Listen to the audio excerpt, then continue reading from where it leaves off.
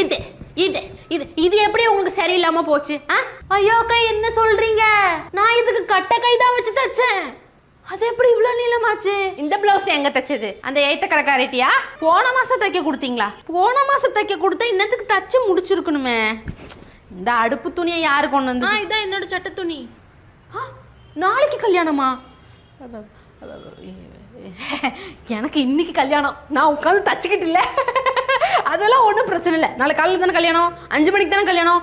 4 மணிக்கு பிளவுஸ் உங்க கையில இருக்கும். ஒரு பிளவுஸ் தைக்கிறதுக்கு 2000 ரூபாய், அது குறைஞ்சு பண்ண முடியாது. ஆனா ஒரு கத்திரிக்கோள் விலை எவ்வளவு தெரியுமா? 250 ரூபா.